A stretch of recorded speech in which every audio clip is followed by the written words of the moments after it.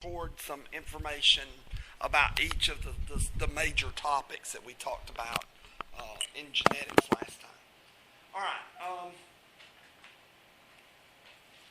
So what I did is I quickly went through it, and now I want to go through it one more time, also quickly, because I need to be moving on to the next chapter. And here's some of the review topics. Oh, one thing, there's a polio outbreak in Afghanistan. That's horrible. World Health Organization is trying to do something about it now. Usually when you have a polio outbreak, they'll go in and they'll hit, because they have vaccines for polio. They have the Salk and Sabin vaccines that they can give for polio.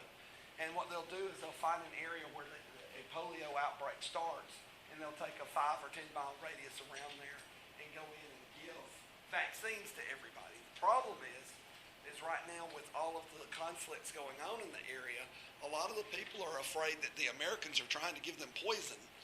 So they're not wanting to take the stuff from the World Health Organization.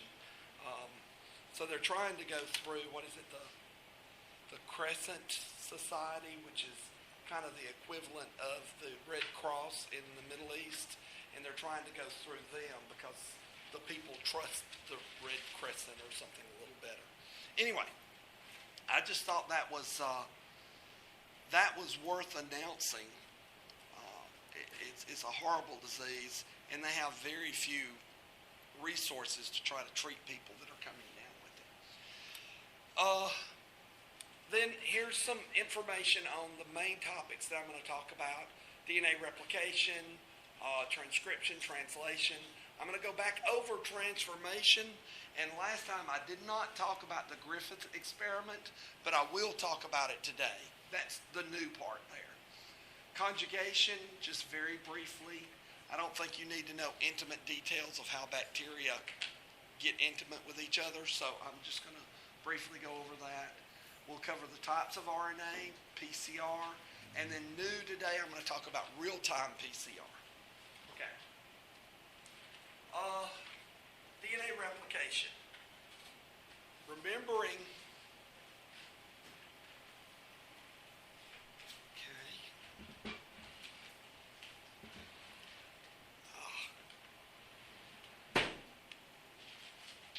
Chalk that I can pick up.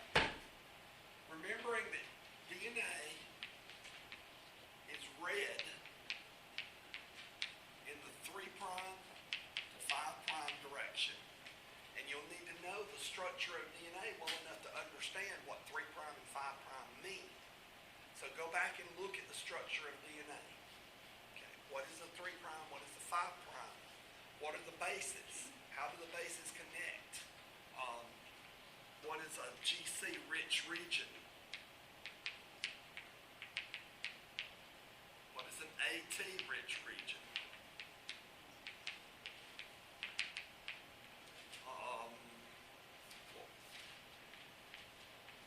What nucleotide is replaced in RNA? So what nucleotide is different in RNA than you find in DNA is the question. I'm just trying to throw you some questions out there for you to be thinking of for the, yeah, I think you were right. I barely heard you. Was she right? Okay, good. So those are all easy questions for me to ask. If you go over any of these main topics and just learn the main topic, you should be able to answer any question I ask about it. So DNA is read in the 3' to 5', but it's made in the 5' to 3' direction. Bacterial DNA varies. Here, I'm going to turn the light on. Bacterial DNA varies from eukaryotic DNA in what respects? What's unique about bacterial DNA? It's supercoiled. And it's circular. Okay. So it's got extra twist in there. They don't have histone proteins, and we do. That's another little difference. But the main difference is that it's supercoiled. So when you have a circular chromosome, and remember that's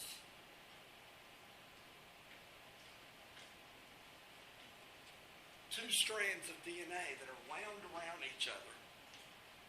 We could spend a month talking about the chemistry of DNA winding, but understand that it's wound around each other and it's twisted so much that it's kinking up.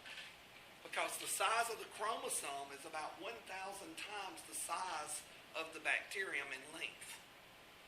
That means that it's really kinked up. They're packing everything as tight as they can. They have a lot of functional genes in there.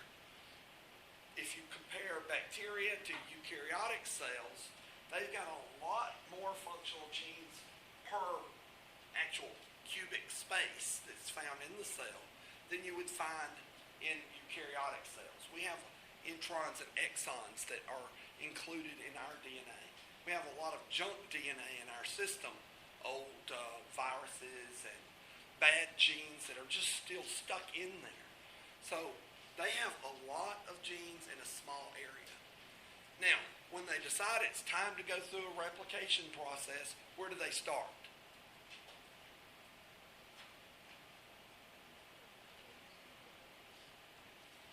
The replication bubble?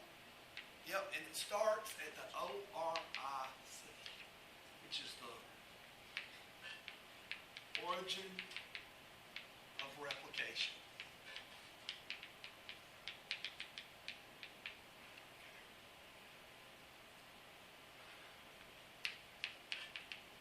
Helicase and gyrase,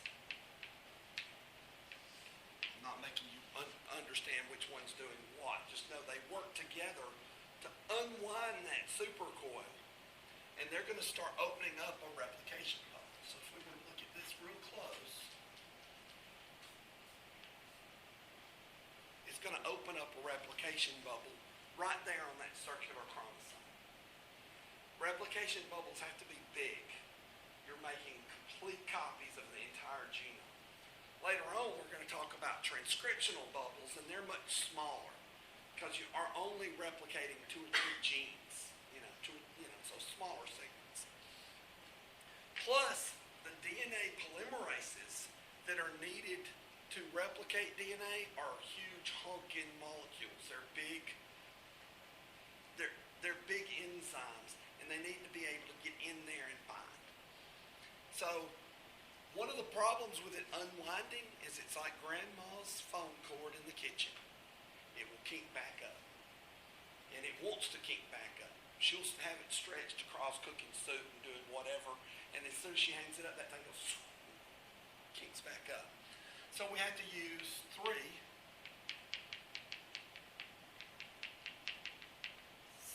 single-stranded binding proteins. What they do is they bind to the single-stranded DNA, and they help keep that DNA open so that, excuse me, this pollen is killing me. I feel fine. I'm not running a fever, so I'm not contagious or anything. I'm just coughing a lot. So the ORIC, origin of replication, helicase and gyrase jump on. They open up a replication bubble. And then the single-stranded binding proteins bind to those single strands to keep it from automatically kinking back up. It's going to keep the strand open. So now, let's go. This is 3 prime.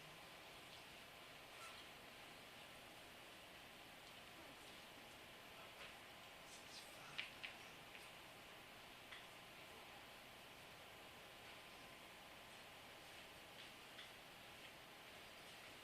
Now it's open, and it's got, I'm just going to put a few X's on there. It's got single-stranded binding proteins that are holding the gate open. What's the next step?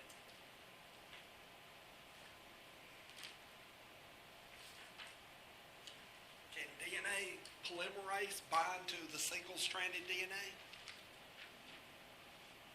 It's got to be, starts with a P. Prime that pump. So you need an RNA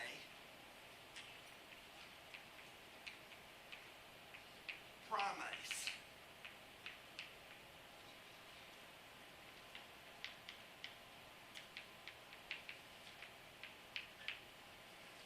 jump on there and it will lay down.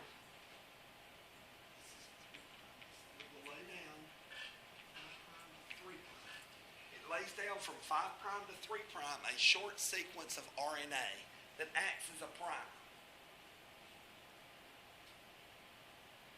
We're just going to do the leading strand first.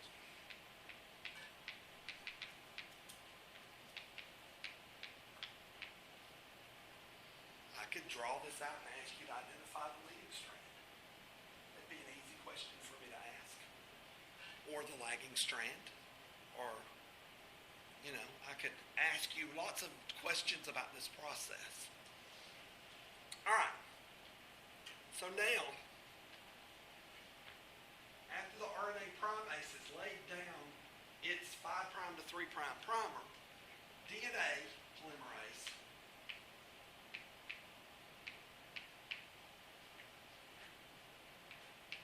remember there's about 3 or 4 of the DNA polymerases. I'm only calling it one. One DNA polymerase.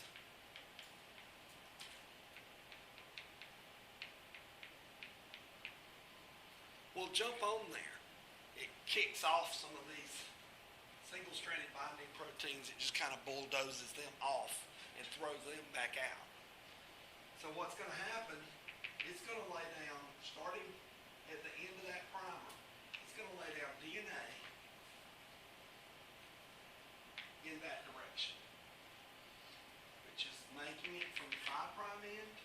This would be the 3' end of that strand. And these will eventually get coiled back together as it's going through that process. So it makes it, it lays it down, and it coils it. Since the helicase and gyrase are located on that end, they're opening up that bubble ahead of the leading strand. So the DNA polymerase that jumps on is lucky enough to chase that. Those bubbles are going to distract me. They're lucky enough to chase it. They don't have to stop. They're just chasing it all the way around that circle. Okay. That's okay. You like the see, I've been working on that. All right, so helicase DNA polymerase jumps on. All right, so it's chasing the helicase and gyrase. So now, let's talk about the lagging strand.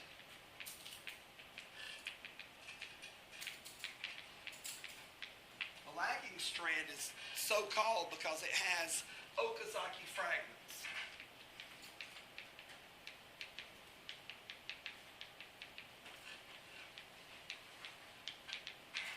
And that's because the RNA primers, or primase, is going to have to lay down a new primer, and then it opens up behind it because it's reading. Let's see if this is the 3'.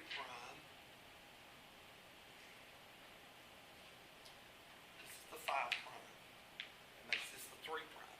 It's reading 3' to 5' on this strand. So this is the 3' end. It can't lay it down and chase the helicase and gyrase. It's got to lay it down in this direction, and then it opens up some more, and it has to lay down a new primer. So after DNA is laid down on this daughter strand that's next to this lagging strand, you're going to have sections of DNA separated by different RNA primers. If you were to take this thing apart right now, you'd have the 2 big chromosomes, you'd have one long piece of this, and you would have a bunch of little fragments down here. So those are called Okazaki fragments after the Japanese guy that did that. All right. Now you need a ligase. A ligase is a DNA polymerase, but we're just going to call it a ligase. And what a ligase does is it goes and it cuts out the RNA primers and can connections with it.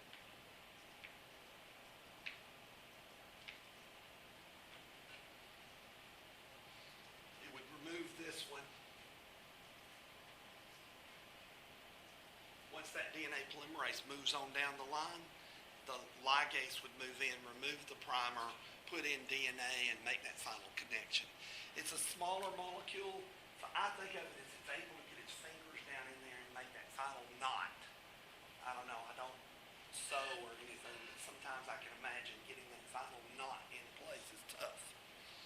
So, that's DNA replication in a nutshell. Yes? When you said that it connected, when you said it made the final connection, would you say it would be between like the lagging and the leading strand? No, it's all on the daughter strand. The leading strand over here is going to have one of those sites. The lagging strand is going to have a bunch of others. But it's on the daughter strand, I guess you would say, homologous to or near the lagging strand over here. So it's between the segments on this one polymer. You're going to have to draw this out. I can stand up here all day long and go over it and over it, but until you can say it, do it in front of your boyfriend or your husband or your spouse or your dog. I don't care. Do it out loud. That's how you learn these things. It really helps. Okay. All right, DNA. Yes, ma'am. Are we gonna have to drive this on the test? Possible. Or I can ask multiple questions about it. Are you recording? It's okay if you are. Are you recording me? Mm-hmm. Okay. If you happen to post that somewhere, send me the link and I'll put it on Blackboard for everybody to be able to see it. I don't mind you recording me at all. Any way I can help you guys learn this stuff would be great. Okay. I didn't want to be in the picture, but that's all right. I hate to see myself on video or anything. I can't watch myself, but that's okay. All right, that's DNA replication. Transcription.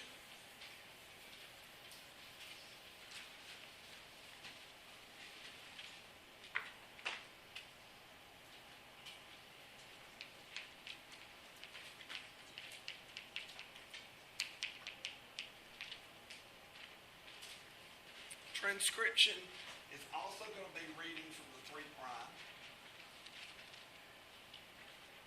5' direction.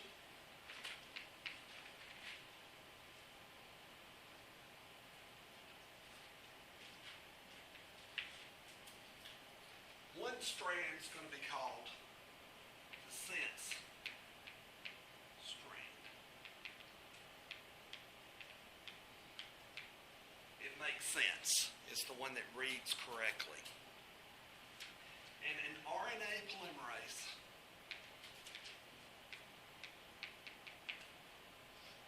you don't need single-stranded binding proteins. You don't really even need helicase and gyrase too much because the RNA polymerase can do all of this pretty much on its own in small little segments. Did I misspell something? She said, what were we supposed to spell sense wrong? Because you said it makes sense, but it is spelled like that, right? I may have spelled it wrong. No. Is that right? Spell sense.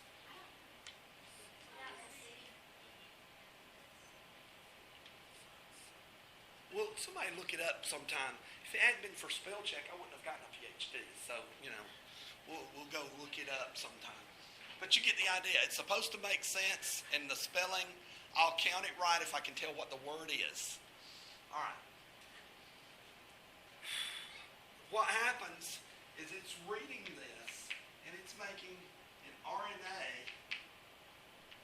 messenger RNA. In this case, it's going to be reading that, and it's going to go along for the length of the genes. The gene or the operon that is being read. And it's going to be coming out the backside here.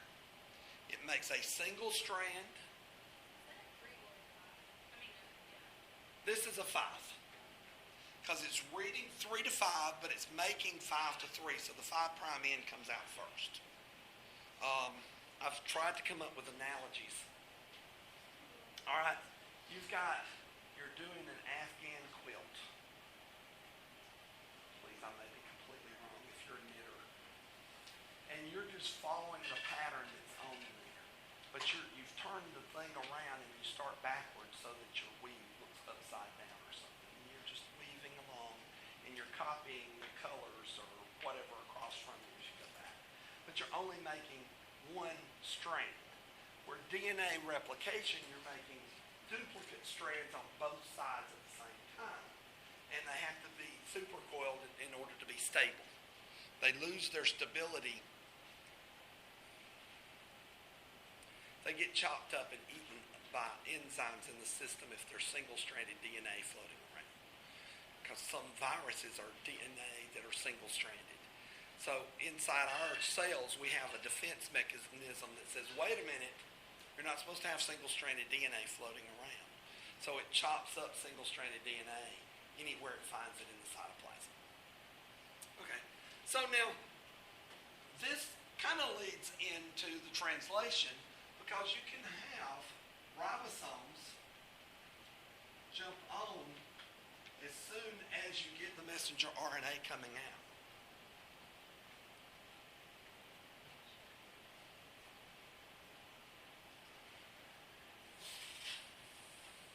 Ribosomes are reading in the 5', 3' direction.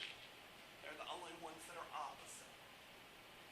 So let's see, what types of RNA do we have? We have messenger RNA. We have ribosomal RNA. And we have transfer RNA. Which one of those three actually has a protein component? Ribosomes.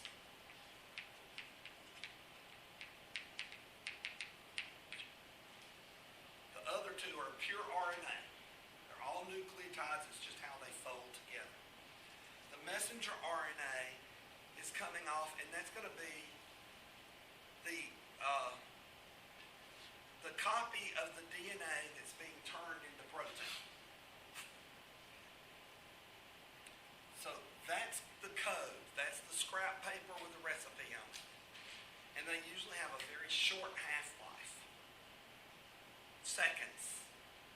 You know, if they last much longer than that, they're really important proteins. So those are the three kinds of RNAs that can be produced using the same process. It's just if this happened to be a transfer RNA, it would fold into the three-dimensional shape of a transfer RNA, break off when it gets to the stop codon.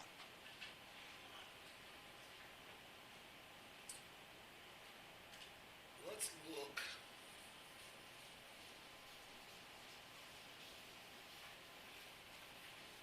Sometimes it's fun for me to get back to the chalkboard rather than just using PowerPoints all the time. PowerPoints are great because they have pretty pictures, but sometimes I like to get back to the old way of doing it. Change it up for you. So you've got messenger RNA. Here's the 5' end, and here's a AUG, which is a start codon, and then there's GGC, a whatever. So what happens is the bottom half of the ribosome will bind on there, and it has what's called a P site and an A site. I can't remember what the P and the A stand for. Yes, ma'am. So what did you look right here? I'm sorry? What did you look right here? Like, still talking about transcription? I'm talking about translation. Translation. Transcription, I just very simplified it. All it is the RNA polymerase jumps on, it reads a sense strand. It's only reading one side. Makes sense. The other side is a non-sense strand, so it doesn't code for anything. So this is translation. So the 30S subunit is binding on, and it's got a groove in there that's for a P site and a groove in there for the A site.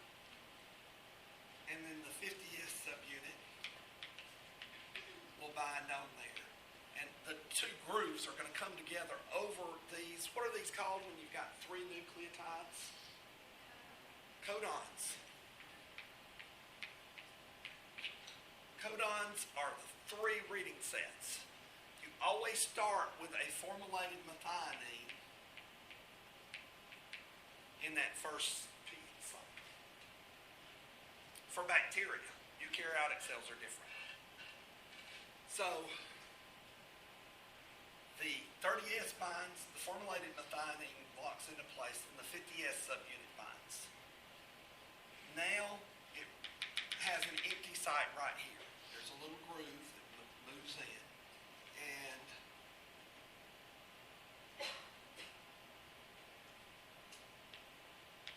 an amino acid carrying transfer RNA will enter through there, will line up in the A site, and it will put whatever amino acid it is coded for here will be in close proximity to the formulated methionine. Then you get the protein component of this 50S subunit, which is a peptidyl transferase.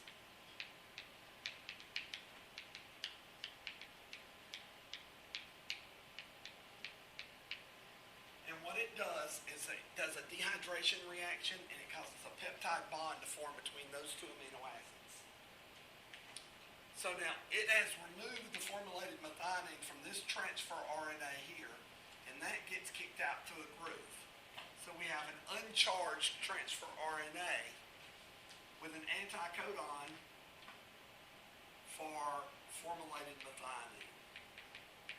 It's going to be whatever the complement of AUG is.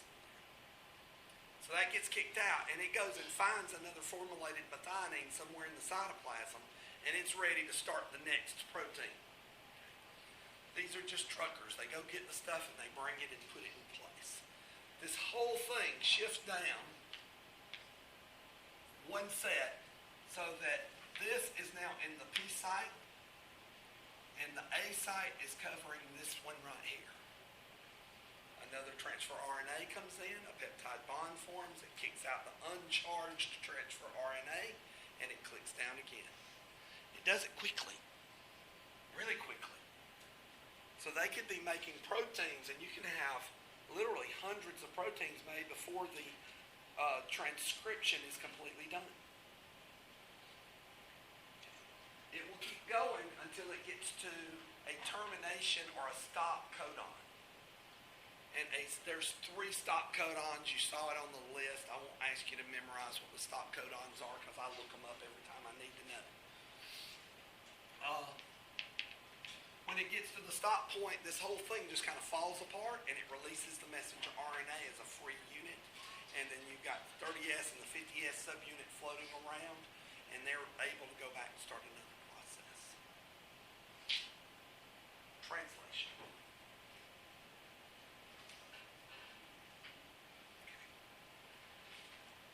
There's a million videos on YouTube, iTunes University, and Khan Academy on how this works. So if you want to, check those videos out, and if you still have questions, come see me. Now, I could go into more detail on it, but that's really all I'm going to test you on for the test. We'll just try to keep it pretty simple. I know it doesn't seem simple with all these terms, but that's the best I can do. All right. So let's see. Now, I'm going to talk about transformation. There are 3 ways that bacteria can pick up new genes. Bacteria can be transformed by picking up scrap pieces of DNA from their environment. They can go through conjugation, bacterial sex. I didn't put it up there, but transduction is another mechanism by which viruses move genes from one bacterium to another bacterium. So the bacteriophage accidentally picks up DNA from the first host and carries it over. Remember, we talked about that for the last test. Okay. The one that I'm going to concentrate on right now is transformation. I told you it's like going out in the field after people have gotten killed, and you're like, oh, those shoes look good. I'm going to take your shoes. I'm going to try them on, see if They work. If I don't like them, I can always throw them away later or use them for something. So how did they prove this? There was a guy named Frederick Griffith.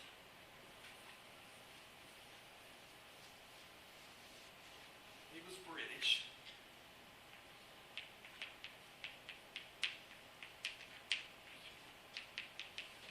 Just call him Frederick Griffith. And he was doing an experiment, and I think it was just by accident that he figured this out. But what happened was he found that some colonies of this one bacterium on a plate were just as smooth, and some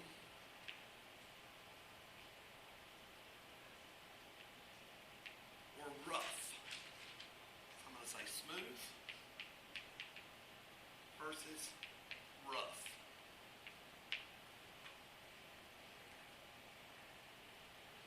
So he isolated these from a dead mouse.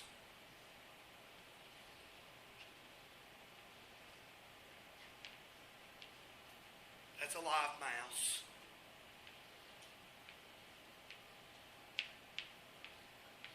That's a dead mouse. Okay? If he injected the smooth, you got dead mice. If he injected the rough, the mice lived. But then he started doing some experiments. And he would take the smooth plus heat, delta H is heat, and you would get live mice. Now he does something really weird. I think he was using it as a control, and it freaked him out when it actually worked. He took smooth, delta H, he killed bacteria, plus rough, and injected, and he got dead mice. The rough bacteria shouldn't be killing the mice. If he injected just straight rough, no problem. The mice lived every time. But if he mixed it with heat-killed smooth bacteria, what happened was some of the genes from the dead smooth bacteria got picked up by the rough, and it transformed them into a virulent strain of bacteria. That's how he proved it. Mr. Watkins told me a bit of trivia about Frederick Griffith. During the Nazi bombing of England, he was killed when one of the Nazi bombs blew up on his flat while he was in his apartment. So, yeah, I didn't know that. I thought that was interesting trivia. That's how he proved that particular process. Now, we used we used conjugation, transformation, and transduction a lot in the early days of microbial genetics. There were some of those early geneticists that were literally picking thousands upon thousands of different bacterial colonies. They spent their days picking colonies and growing them up separately and then running tests to see what was different in between different strains. So all we know about genetics started by studying bacteria. Why? Because you don't ever have PETA coming in and say, don't kill E. coli. They could care less if you kill E. coli. Now, they don't like us sending the mice to school. We used to send a mouse to college and you put dimes in there and send the card out. But then the animal rights groups come in and say, no, we don't want you doing that anymore. When I was in Mississippi State, sometimes I worked over at the vet school because of pathogenic stuff. And I was over there doing a lecture, and they had a PETA group that were petitioning against us for having greyhounds on site. The greyhounds were retired from racing, and they were used for emergency blood donors in case an emergency case came into the clinic. They would take some of the tap a little bit off of the greyhounds in order to make this other animal survive. And PETA was complaining that they were kept in inhumane conditions. You should have seen those kennels. They were spotless. Those dogs were spoiled rotten. I don't know was hard for me not to get in trouble for knocking one of those ladies down. She got right up in my face. I'm like, I'm just trying to teach a class, lady. Leave me alone. All right.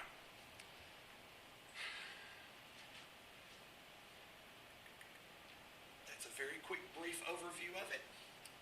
Let's go to PCR. I know I touched on it and I went through some of the basics of it, but I want to cover it again. And this time, I want you to tell me, what do you need? What supplies would you need to run PCR based on your last lecture?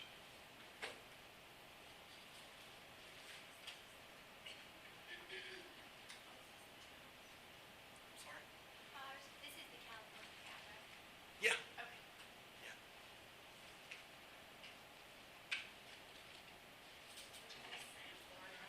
You need a sample, so you need template DNA.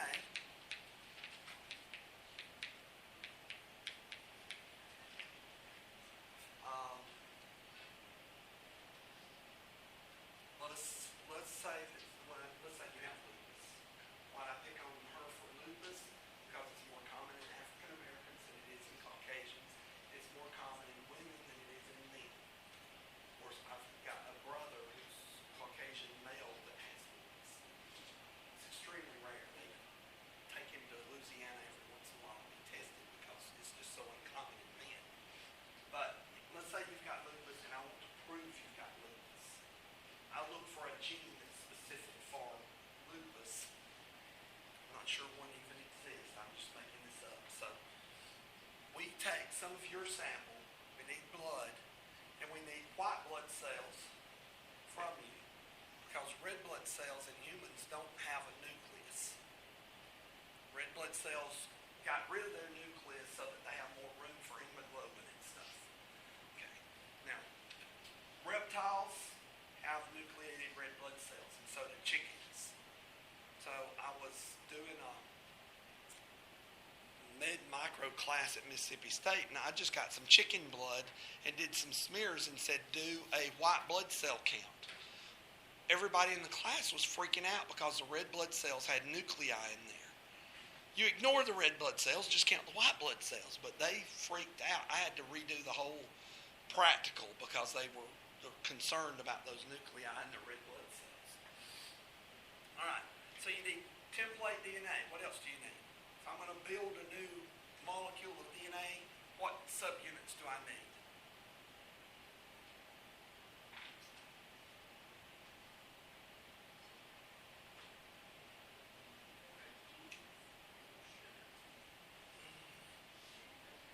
Nucleotides, there we go. So I need A's, T's, C's, and G's. It's just individual subunits. What does DNA polymerase need to bind on and run? It needs what now?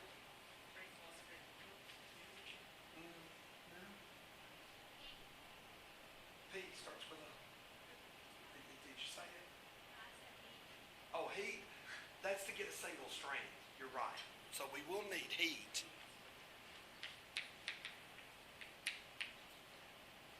What starts with a P that DNA polymerase needs? A primer. You actually need one forward and one reverse.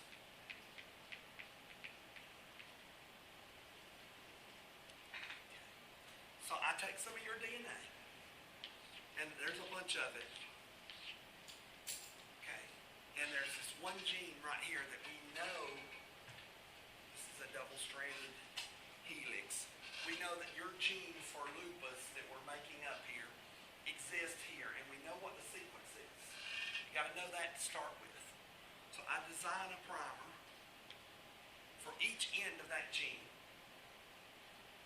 And I add that primer in with this whole mix. I need one more thing.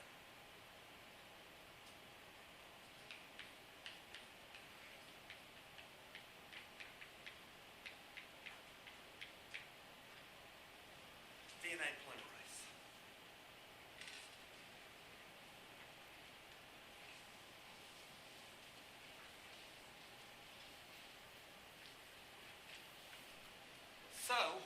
strands of DNA polymerase, let's see, we got the double-stranded DNA plus delta H, and we get single strands of DNA. Then we add the primer, and you get primers on each of these strands. One's going in the forward direction, one's going in the reverse direction. Okay. Then we add the DNA polymerase, and we let it go, and now we have 2 copies of just that gene. It's not going to amplify any of that other DNA that makes up this young lady. It's only amplifying our target sequence there. So now we have 2 copies of it, and we just carry it back through heating and cooling, heating and cooling. And of course, inside the mix, you've got your nucleotides.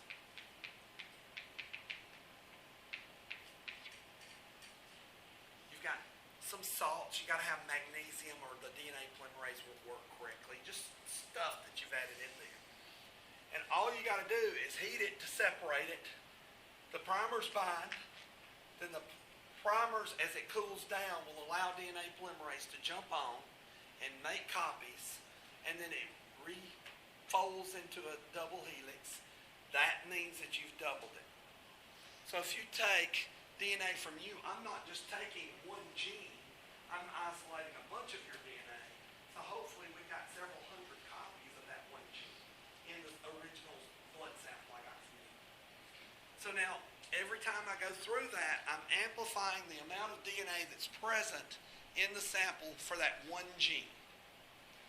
I can then take and run the DNA out on a gel. And a gel matrix is, you can use an agarose gel, you can use polyacrylamide gel. We normally use agarose gels. What happens is there's tiny little pores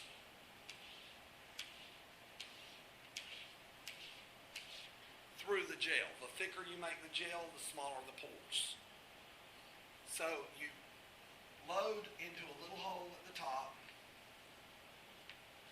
some of your DNA, and one we want to use a control, which is called a ladder, and it will have, what we've done is we've taken a virus and chopped it up so that it always chops up the same size pieces, and we know what sizes they are. So that gives us a reference as to what size piece of the DNA we've amplified from this young lady will look like. We know that the gene over here should fit somewhere in this area. And we load that DNA that we've carried through the PCR for 30 cycles or so into that spot. And if we have a band show up there, she's got lupus. If we don't have a band show up there, she doesn't have lupus. That's how PCR works. Now, I've got to get the sample, process the sample, which takes 45 minutes, an hour to run it through one of the kits. It's cookbook. If you can make macaroni and cheese from a box, you can isolate DNA nowadays. It's not that hard. You're not having to make anything from scratch. It all comes in a kit, and it tells you step by step what to do. So that takes, maybe an hour or two, and then you've got to load it on there, pull the primers out of the freezer, and add everything in. So this could be an all-day process to run that one sample, because, labs are busy. And then it takes a while to run it out on the gel, because you don't want to run a gel with just one lane. You wait till you've got several things to run. So usually it takes a couple of days to get a good answer back from a PCR process. Now, if you're in a super hurry, you can rush the job, but still it's going to take several hours to get an answer from regular PCR. Now, let's talk about real-time PCR.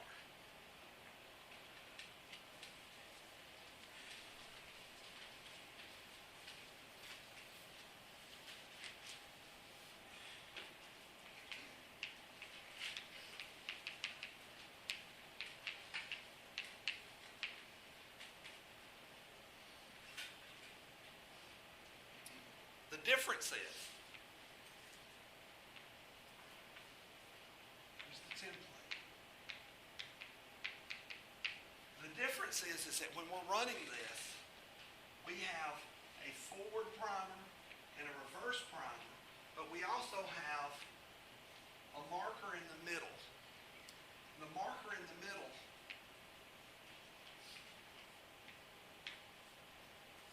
has a molecule that fluoresces, that gives off light when it's in the presence of ATP. But there's a quencher over here. When these two things are in close proximity, no light goes off. But when this is by itself, you get light given off. So what happens with real-time PCR is you set your experiment up, you start running it, and as DNA polymerase goes along, it's on here, the DNA polymerase goes along, it chews this quencher off, and it gives off light. So if you're doing it with one gene, one copy of one gene, the light's so low you really can't detect it yet. But as you go through and you make copy after copy, you're releasing light with every cycle.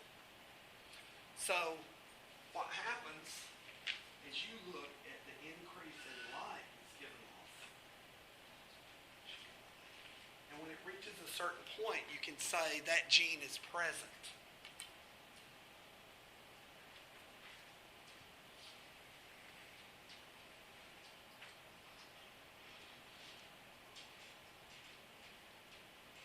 I don't have to run a gel on it. I don't have to wait for the lab staff to have time to run a gel. The machine that I put this in will automatically answer me, yes, the gene is present when that reaches the set point. So let's change diseases. You've got this ugly, pussy sore on your back. Sorry. I got to give you some diseases every once in a while. So we take, and we lance it, and we take some of the pus out, and we are suspecting that you have MRSA. And in a hospital, that's scary. They've got to test. Anytime the lab safety person sees a spot on you, they want to rub it and check it. So they're going to send it to the lab. Regular PCR would be hours and hours. But they can run this now, and you can train a monkey to do this. No offense to monkeys or to lab techs. But this is really easy to do, and it's hard to screw up. Because they have it now where you just take the swab, you cut a piece off into a tube, you add ingredients 1, 2, and 3, and you put it in the machine. I mean, you don't even have to know what you're adding. You just have to be able to read and add the amount that it says on each one of them. You put it in the machine, and in less than 30 minutes, it will tell you whether or not MRSA was present. And they're getting them set up in hospitals now. They're really cool. It automatically sends the answer to the doctor. So the doctor has his iPad walking around. He gets a beep. He pulls up. And the doctor in the file, it already put in there that it reached the minimum criteria for that. If you ever go working in a lab, be careful not to make a diagnosis. I can't say that she has MRSA. I can say that the tests indicate that MRSA may be present. You don't make a diagnosis. I've had problems with that. Sometimes you'll have doctors call you and say, well, what does that test mean? I'm sorry, sir, I cannot make a diagnosis.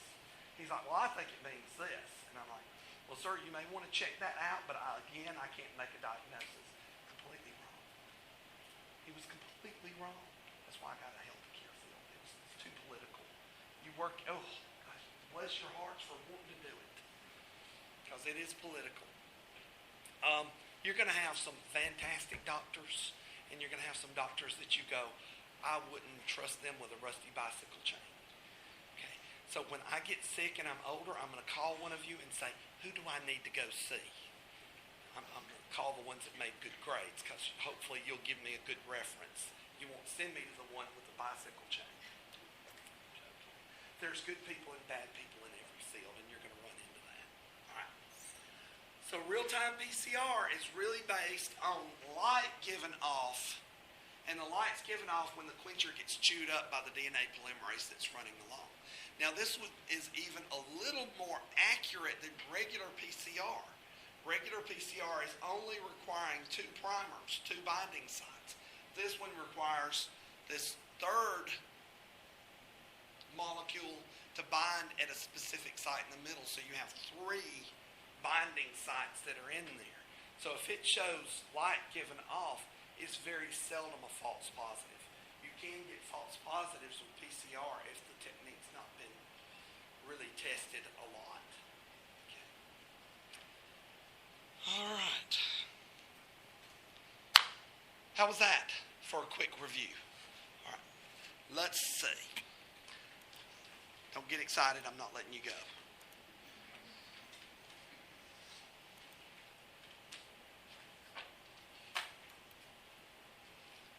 Because we've got on the schedule, the syllabus, we've got to cover this next chapter today. And this is basically talking about physical and chemical ways of controlling bacteria. And this is really something you're going to be doing. I doubt any of you will be running PCR unless you go into a specialized field of medicine. But you need to know what the test means when it comes in. That's why I covered that. But this is going to be talking about ways that you can control bacteria. But you know they've got a training center down here at the fort now where they're training hospital workers to deal with Ebola. That's big in the news. I had a friend of mine call me and said, "Benji, you're not getting messed up with that Ebola, are you?" And I'm like, "No, that's somebody else. That's the CDC." The CDC wanted to put a level 4 biosafety lab down here on the fort, but it was struck down because people were freaking out. I wish we'd had it. That would have been good for you to get jobs in and, you know, that sort of thing. But they didn't do it. They still use it for training, but they don't have live Ebola that they're testing you with. They probably have some sort of dye that if you get the dye on you, you're dying. You've got Ebola. They've got some test. All right, so slideshow from beginning.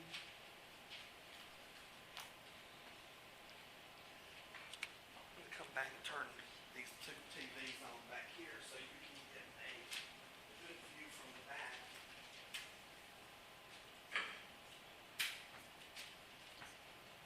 It's funny, half of you are afraid to sit up front. I'm sure I'm not contagious. I've tested myself. I do not have Klebsiella pneumonia AE, Streptococcus pneumonia AE, Mycoplasma. I don't have any of the bacterial pneumonias, and if it were viral, I'd be running a fever, so I'm fine. All right. It's nice when you can test yourself, isn't it? All right. The physical and chemical control of microbes. Basically, you're going to have to learn a lot of definitions in here to be able to differentiate them. The one definition I don't want you to learn is degermination, because I hate that term. To me, it doesn't really mean anything special. But we're going to talk about the difference between sterilization and disinfection, how you decontaminate areas, and what kinds of chemicals you can use to cause decontamination, what sanitation is, antisepsis is. There's a difference. I can decontaminate and sanitize a toilet seat with some pretty harsh chlorine bleach chemicals, or even pure acid would decontaminate and sanitize those areas. I remove the poop from the toilet seat, and then I sanitize it with some chemical. But antiseptics need to use something on skin. So that's kind of the difference there. You really don't want to put pure acid on skin because it doesn't do very well. Identify some of the microorganisms that are most resistant. All of this stuff that recently happened at the CDC is changing the way hospitals and universities are having to deal with bacteria. Bacteria that I've used for 25 years in the lab that I know are non-pathogenic are now classified as pathogenic. So I've had to pull those out of the rotation, and you won't see them, simply because I'm using the tamest strains of bacteria I can find. I don't want anybody getting sick. All right, so you're going to learn a lot about how to control measures. In the hospital, you're going to have to set up aseptic areas, aseptic fields. If you're helping a doctor prepare to do just to sew up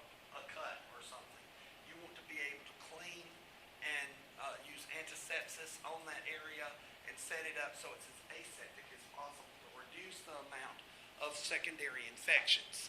Somewhere around 80% of all thoracic surgeries are coming down with some sort of skin infection around those wounds.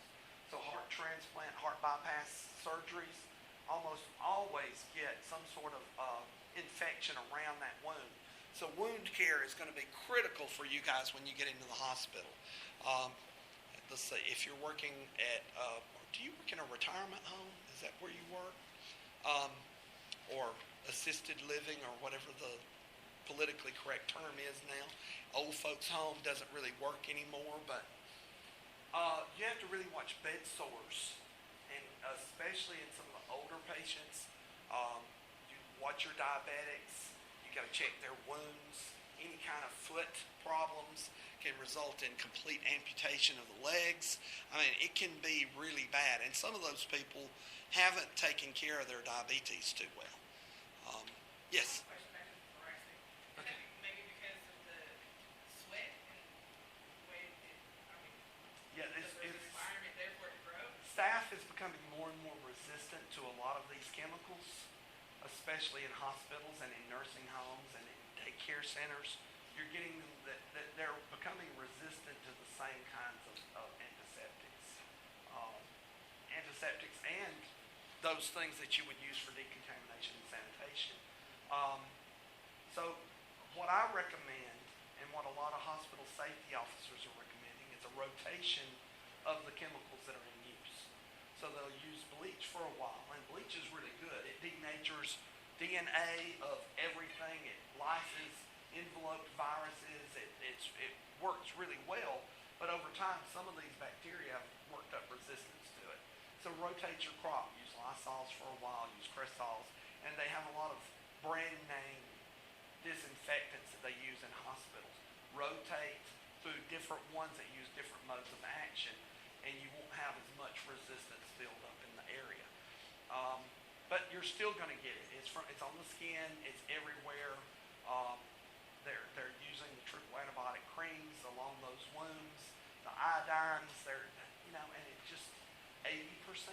I've got a friend that, one of my former graduate students works in Rome, Georgia, and he's in charge of the lab over there. And he tells me that he's seeing more and more of those common skin infections around surgery wounds that are they're MRSA or some strain of vancomycin-resistant enterococci or something else. You're going to see more and more of it.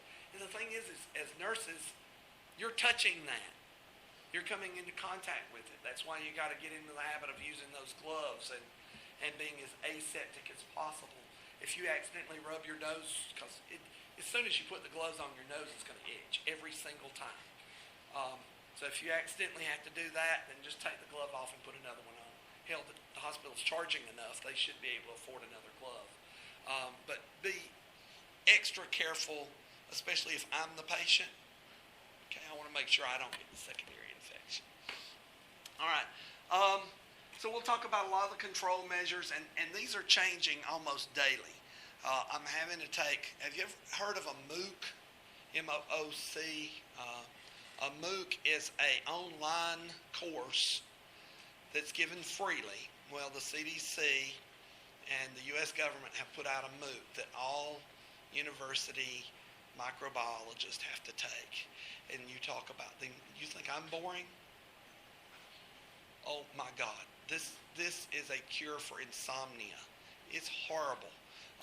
But it's because of all the changes that are going on. And I had to sit there and take notes. And there's a quiz at the end, and the quizzes are just stupid. They got like butterflies coming off, and it's, I don't need to see the butterfly. Just go, you got 95% correct, and I'm good, All right. So you're going to have to be able to find the difference between static and cidal, and this is pretty easy. You think of homicide, that's homicidal. That kills it. Static just holds it in kind of a dormant phase. It's not really killing it, but it will keep it from being able to replicate and do things like that. I would prefer you be able to kill the bacteria, but if you can't, hold it in a static form long enough for my immune system to kick in and be able to tick it off. named 4 categories of cellular targets for physical and chemical agents. So we're going to talk about those as we go through. Good Lord. Whew. All right. Controlling the degree of exposure to potentially harmful microbes is a monumental concern in our lives. Oh, boy. A little flowery language. I didn't write this, but the methods for microbial control used outside of the body are designated or designed to result in 4 possible outcomes. Sterilization. There are a lot of things that we need to be completely sterile. Syringes. Those plastic disposable syringes, they are sterile as long as they're not open. But they have expiration dates on them because plastic begins to break down over time. I had a student once bring me a sterile tuberculin syringe that's used for like diabetics or whatever. And she wanted to know if we could isolate tuberculosis from it. No. We need to take you back and go over some of these terms again. Sterilized was stamped right in front of tuberculin. All right, so sterilization is where you completely kill everything that's on the surface. And there are very few things that you completely sterilize with. You can use an autoclave to completely sterilize. But a lot of things like those plastic needles won't go through the autoclave and come out looking the same as they went in. So you could use radiation. They use gamma radiation, or there's chemical sterilization that can be done. Radiation is used with a lot of the, like the syringes. Ziploc bags are sterilized using radiation. They put the Ziploc bags in a room and gamma rays will go through it, so they turn the gamma rays on for a certain amount of time, and all the bags in the room are sterile. So we use them for collection bags. If you're in a pinch and you need to make a collection, sterile swab put into a Ziploc bag and zipped up and labeled is good enough to collect the sample and take it to the lab. Most of the time the lab people have their protocols and you need to follow their protocols. But in a pinch, a Ziploc bag works. Disinfection reduces the number of bacteria that are pathogenic down to a level where they're not likely to cause disease. So when you wipe that toilet seat off with your Lysol or your Pine Sols or whatever you're using to clean the toilet seat with, you're disinfecting. Because you walk away and 10 minutes later, other bacteria have landed on you. But you've reduced the number of bacteria down to the point that they're not really going to be causing disease in most individuals. Decontamination. Some people will also use these interchangeably with sanitation. Decontamination, I think of as removing the solid material.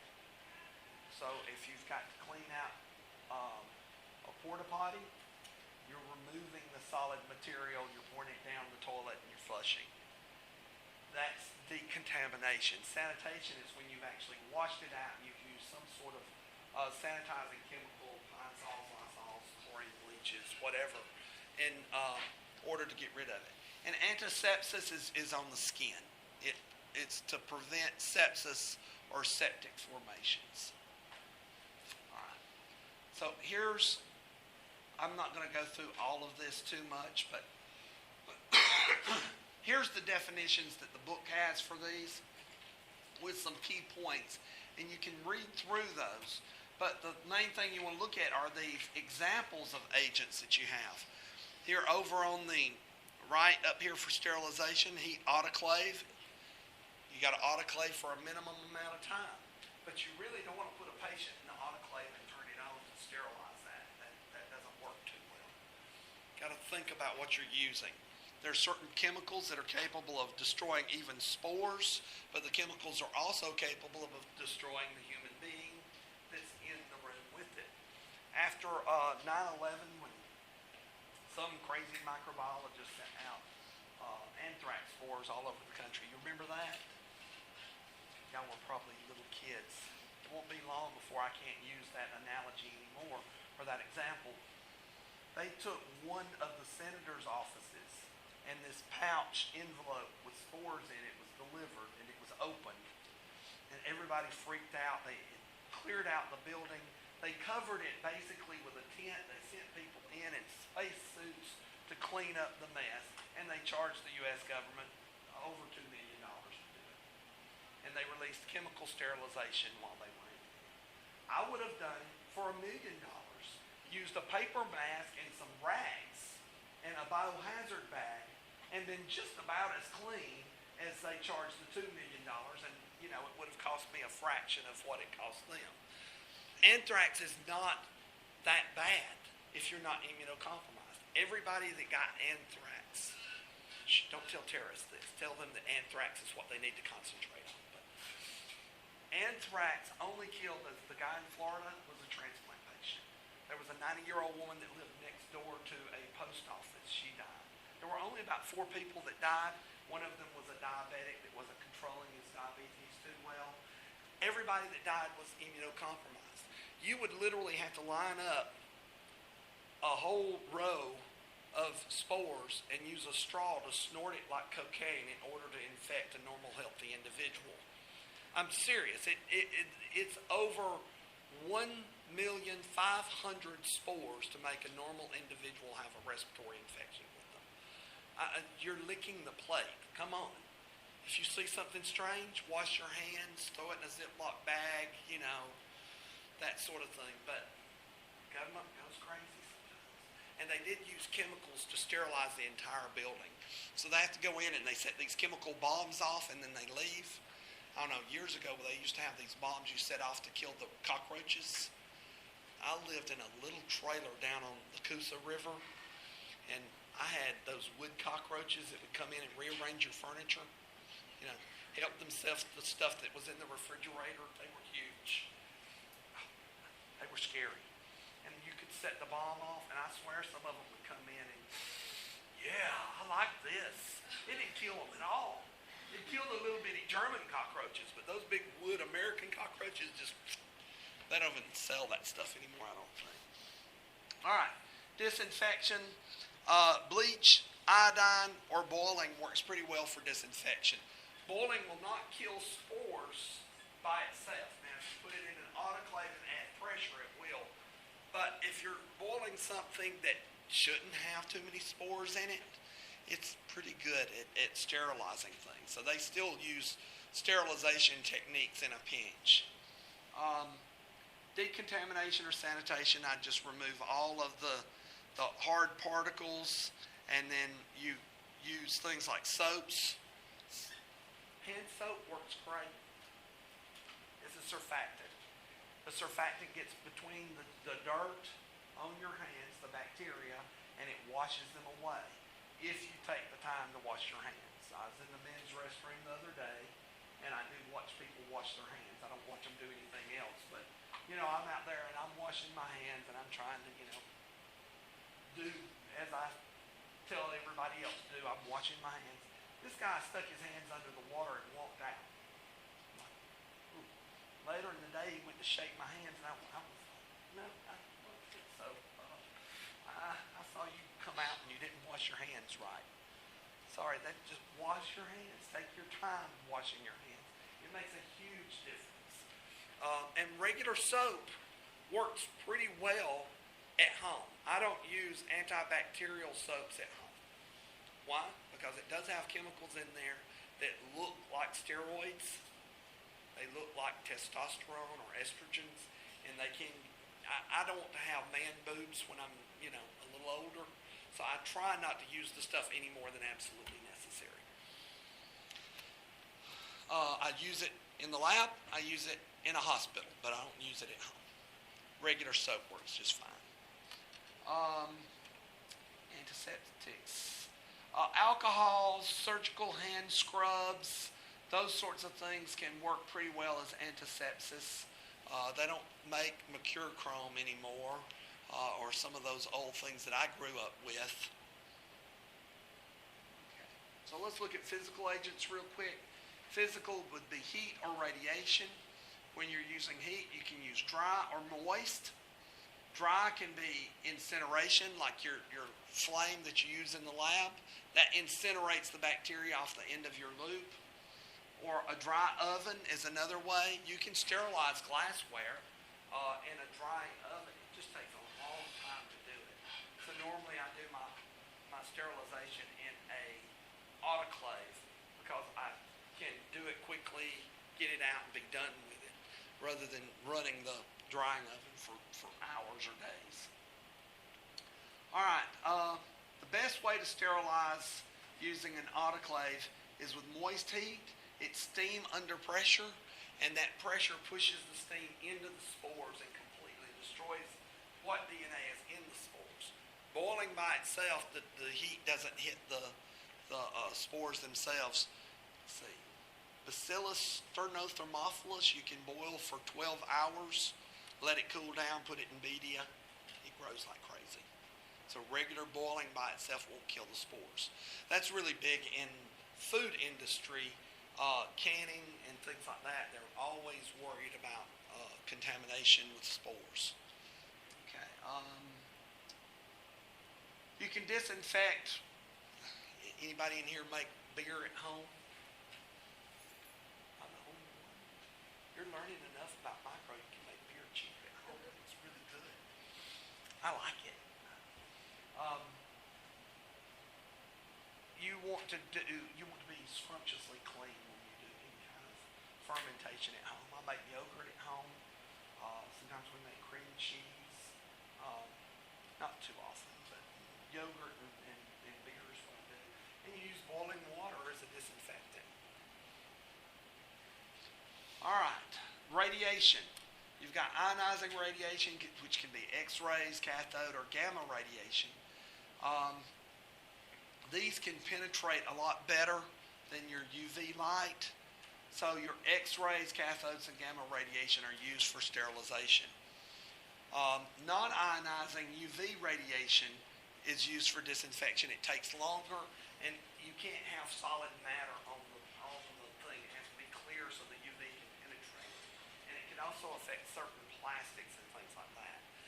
Very seldom do I see UV used as a sterilization technique, except in aquarium industries. And I worked for a nuclear power plant one summer. They were having problems with bacterial buildup. And then I said, well, just throw some chlorine bleach in there. No, you can't use chlorine. Iodine, can't use any of those chlorine, fluorine, bromine, or iodines, any of those chemicals. I said, well, use X-rays. No, can't do that. Finally, the only thing that they could use was UV light. So they put in banks of UV light that they sent their wastewater through to be and it sterilized it before it went into the waste disposable filter unit that was gone off. And that's what they still use today. That was me. I did that. Chemical agents, there's certain gases that can be used for sterilization. That's what they did at the Senate House or what in Washington. There are liquids on animate objects, on skin. That's called antisepsis. On inanimate objects, it can be disinfectants or sterilization. Normally, it's called disinfection because once you remove the chemical, other things can start landing on the thing and work. There's a guy out of Miami, Florida, that I heard give a talk once, and his whole thing is he tries to find where the bacteria are in our world. Things like the handrail going up the steps. That would probably be really dirty because everybody uses it to pull up with. Can openers in your kitchen, that sort of thing. And they went through and just did simple disinfection, and it reduced the numbers dramatically. They did it on buses. So they got bus drivers. Well, they paid bus drivers. Don't give bus drivers too much about the extra pay. So they paid them to use disinfectant wipes on the handrails. Every time they stopped for a break, they just take a wipe and wipe the handrail, and then they swab it, and they saw a significant reduction in the number of pathogens on those handrails. It's amazing how much E. coli and salmonella, which is basically poop, that you find on the handrails and stuff like that. So people didn't wash their hands enough in the bathroom. Get on to them. Teach your kids to do it right. Mechanical removal, if you've got some drugs that are, you can't use UV because the UV destroys the chemical, you can't use heat, you can filter sterilize, and you run it through a 0.22 micron filter, which collects all of the bacterial samples and pulls it out of the liquid that's there. The problem is, you can't do large volumes with filter sterilization. It becomes expensive, very prohibitively expensive to use filter sterilization. All right, oops.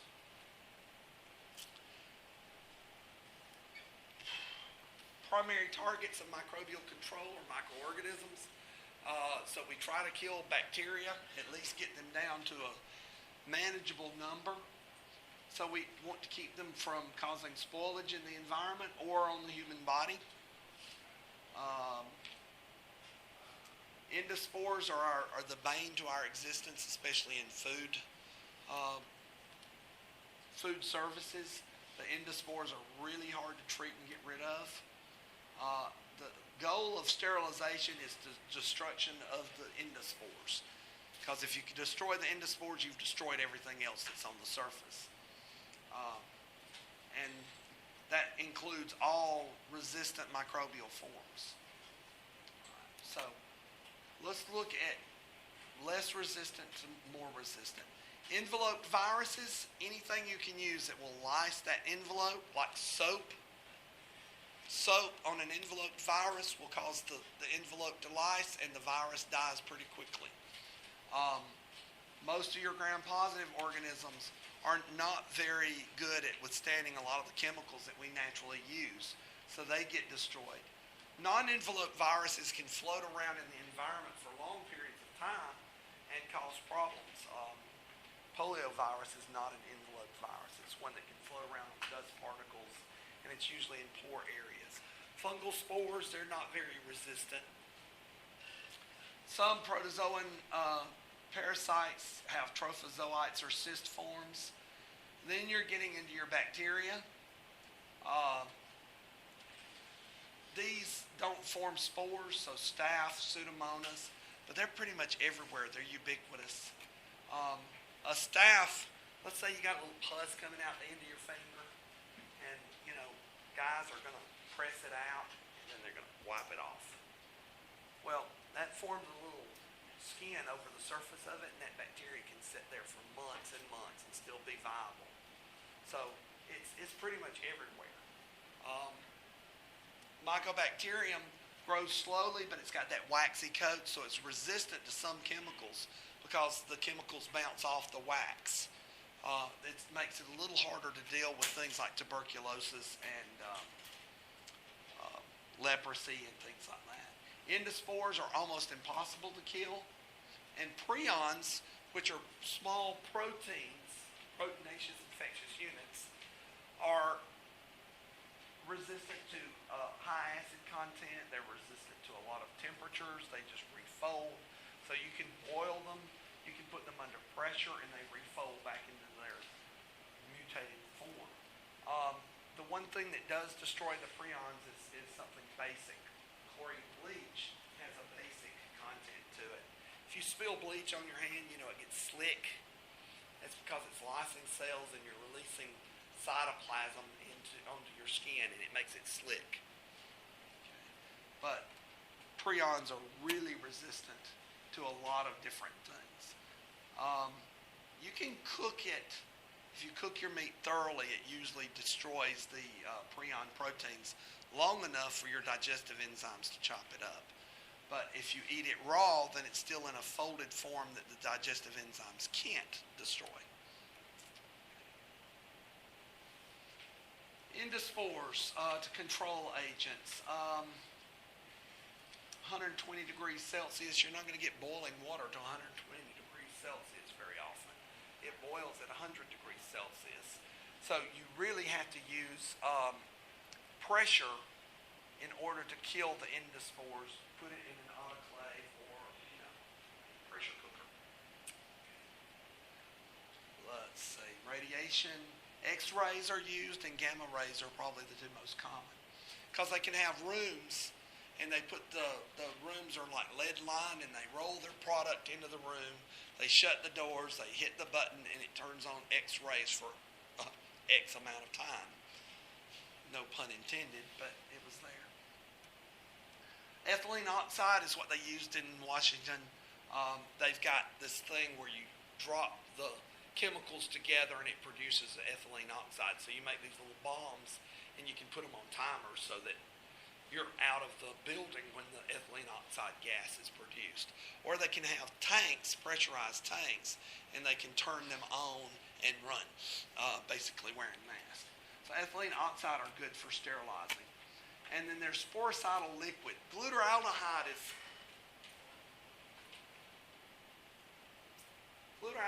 kind of like hairspray. My wife, if she ever uses, she very rarely uses hairspray, but when she does, the whole bathroom is like fogged up. When you walk in, it's like, oh God, I can't stand this mess. It gets inside the cells and it sticks to the proteins and it prevents the proteins from being able to move. Well, in order to pick this bottle up, I have to move. Well, if I'm frozen, I can't do it. So glutaraldehyde gets into the cytoplasm of the cells and it freezes the proteins in place. And usually it's a 2% glutaraldehyde. Well, the problem is that's also mutagenic. You don't want to get 2% glutaraldehyde on your skin, or you don't want any residues on anything that you're going to be using, syringes, gloves, whatever. So it's not really a very commonly used method of reducing endospores. All right, we've already kind of talked about a lot of these. Sterilization and disinfection. Sterilization's killing of everything. Disinfection is removing down to a point where you can, it's not dangerous. Bactericide, it's going to kill the bacteria. It will not kill the endospore stage. Fungicide's going to kill fungi. Some of those can be very specific and only kill fungi. Viricides are chemicals known to inactivate viruses, especially on living tissue. These are more commonly used against the enveloped viruses than they are with the naked viruses. Sporicides are killing the bacterial endospores, but you got to be careful. These are dangerous for humans to get in contact with. And I don't like germicide as a word, but they're used interchangeably, and you'll hear people using them wrong all the time. Sepsis is the growth of microorganisms in the blood or other tissues. I normally think of septic as being pus forming, so you get a lot of your staph and streps. But technically, sepsis is growth in any blood or tissue. Okay. Asepsis, put A in front of a word, and what's it mean? It's no. So no sepsis. Any practice that prevents entry of infectious agents is going to produce an aseptic response. So aseptic techniques in healthcare range from sterile methods, using everything you can that's in a sterilized form, wearing gloves, wearing a mask if you have to. If you work in a burn ward, you really need to mask up. Keep anything that can cause allergic responses down. No latex on burn wards or in newborn baby, pediatrics, that sort of thing. Because some people can have allergic reactions to those things. And you want to keep the allergic reactions down to a minimum. Antiseptics. So before you do the surgery, you use iodines, or what's it called that they use now? Betadine. Thank you. The betadine is a chemically modified iodine that works better than the old-fashioned iodine. And it's got some other stuff in there. I'd have to look it up to see what it is. But that's what a lot of hospitals are using now. Plus, old-fashioned iodine, you may have noticed in the lab, will sometimes start precipitating down, and you'll get chunks of it in there, and betadine stays in solution better than regular iodine.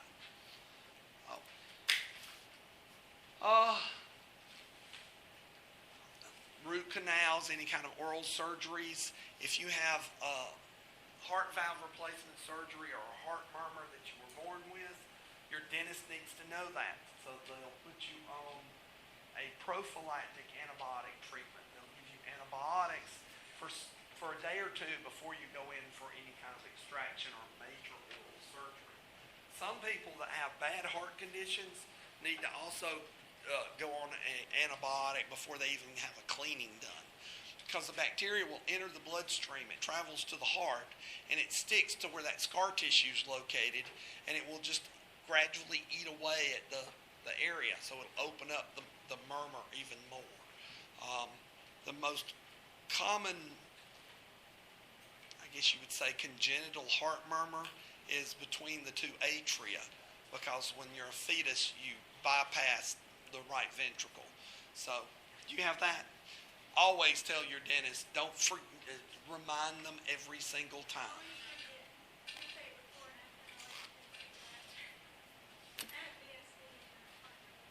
No, you don't want to do that. Because my sister-in-law had that, and she did what you did. She took it before, but didn't take it after. And it opened up the hole. She had to go in, and they closed up the murmur. It's not a major surgery, but still, I don't want any kind of surgery on me. I don't want an earring put in my ear, much less surgery. So, all right, y'all are putting stuff up. If we got one, damn, it's time to go. All right, remind me where we got to next time, and we'll go with it.